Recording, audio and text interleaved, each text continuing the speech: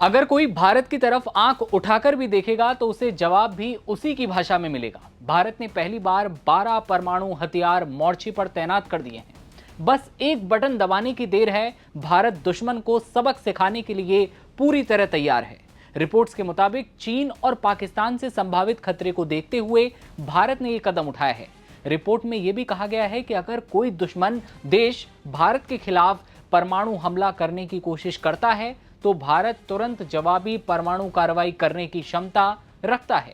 देश का परमाणु हथियारों का भंडार भी 180 से बढ़कर अब 190 हो चुका है। वीडियो में बात करेंगे भारत की तुलना में पाकिस्तान के पास कितने परमाणु हथियार हैं और भारत की परमाणु ताकत कितनी बढ़ चुकी है, दुनिया को कैसा संदेश मिला है और कौन कौन से बड़े खुलासे भारत को लेकर हुए हैं, सब कुछ समझेंगे। भारत अब सिर्फ अपनी सीमाओं की रक्षा नहीं कर रहा बल्कि दुश्मनों को साफ मैसेज दे रहा है कि देश की सुरक्षा से खिलवाड़ की कीमत भारी पड़ सकती है। सिप्री की एक ताजा रिपोर्ट के मुताबिक ये दावा उसमें किया गया है कि भारत ने पहली बार 12 परमाणु हथियारों को लाइव तैनात कर दिया है और उसका परमाणु भंडार बढ़कर 190 तक पहुंच गया है।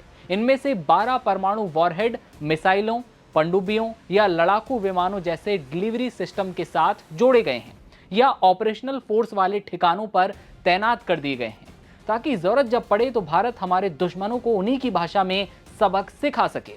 जबकि पाकिस्तान का न्यूक्लियर भंडार भारत से पीछे है, जी हां 170 पर है और परमाणु हथियारों की लाइव तैनाती के मामले में पाकिस्तान से कोई स्पष्ट जानकारी नहीं है। हो सकता है कि पाकिस्तान शून्य हो इस मामले में। ये सारे खुलासे Stockholm International Peace Research Institute यानी कि सिप्री की ताजा रिपोर्ट में हुए हैं। भारत लंबी दूरी के ऐसे हथियार बनाने पर फोकस बढ़ा रहा है ताकि उनकी पहुंच चीन के आखिरी छोर तक हो सके।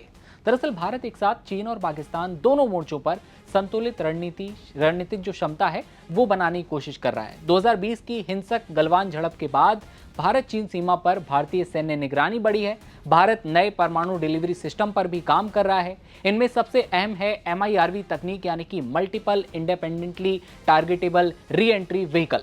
इस तकनीक के जरिए एक ही बैलिस्टिक मिसाइल कई परमाणु हथियार एक साथ ले जा सकती है और अलग अलग लक्ष्यों को निशाना बना सकती है। और इतना जब जान लिया है तो भारत के डिफेंस बजट के बारे में अब जान लीजिए। 2025 में भारत का रक्षा खर्च 92.1 अरब डॉलर पहुंच गया, जो पिछले साल की तुलना में 8.9% ज्यादा है।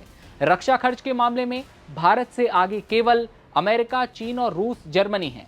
इतना ही नहीं, 2021-2025 के दौरान भारत दुनिया का दूसरा सबसे बड़ा हथियार आयातक भी रहा। वैश्विक हथियार आयात में भारत की हिस्सेदारी 8.2% रही। यूक्रेन, भारत, सऊदी अरब, कतर और पाकिस्तान की संयुक्त हिस्सेदारी की बात करें तो 35% रही। सिप्री की रिपोर्ट में यह भी कहा गया है कि 2025 में भारत ने एक भी परमाणु हथियार तैनात नहीं किया था, लेकिन साल 2026 की शुरुआत के साथ 12 की तैनाती कर दी है। पाकिस्तान के परमाणु हथियारों में कोई बढ़ोतरी नहीं हुई है। रूस, अमेरिका की तरह भारत अपने परमाणु हथियारों की सटीक संख्या, क्षमता और नाम आधिकारिक रूप से सार्वजनिक यानी कि लोगों को बिल्कुल नहीं बताता। सिप्री और दूसरी संस्थाएं केवल अनुमान के आधार पर ये सारी रिपोर्ट्स जारी करती हैं जो कि सामने आई हैं। और सिप्री की एक रिपोर्ट में ये कहा गया है, भारत की ओर से आधिकारिक तौर पर ऐसी किसी रिपोर्ट पर या आधिकारिक तौर पर ये नहीं कहा गया कि भाई हमने 12 ये तैनात किए हैं, बल्कि सिप्री ने ये कहा है। लेकिन पाकिस्तान का नहीं पता कि उसने लाइव कितने तैनात किए हैं। लेकिन पाकिस्तान के पास जितने परमाणु वॉरहेड हैं उसकी तुलना में भारत कई गुना आगे पहुंच चुका है। उसके पास 190 हैं, यानी कि भारत के पास 190 है और पाकिस्तान के पास 170 है। इस खबर पर आपकी क्या राय है? भारत ने परमाणु क्षमता को किस तरह से पूरी दुनिया को दिखा दिया है, इस पर आप क्या सोचते हैं ये कमेंट सेक्शन में बताइए। फिलहाल इतना ही। Thank you.